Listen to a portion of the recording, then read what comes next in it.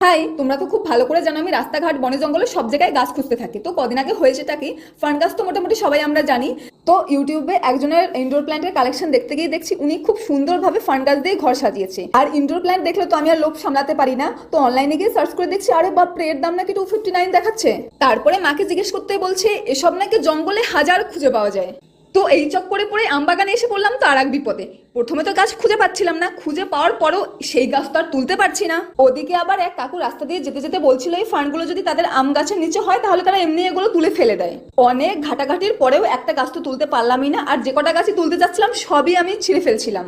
শেষমেশ তো bad luck নিয়ে বাড়ি ফিরলাম, বাট এতে কিন্তু আমি হাল ছাড়িনি। তারপরে যেদিন অ্যারোহেড গাছগুলো আমি তুলতে গেলাম ওদিন আবার গিয়েছিলাম। আজ তো গাছ নিয়েই ছাড়বো। তারপরে অনেক ঘাটাঘাটির পরে আলটিমেটলি দু একটা গাছ তুলতে পারলাম। বাপরে বাপ, এর রুট যা ঢিট, এই কটা গাছ তুলতে গিয়ে আমার তো ঘাম ছুটে গেল। চলো, গাছ তো আমি পেয়ে গেলাম, আজকের জন্য টাটা।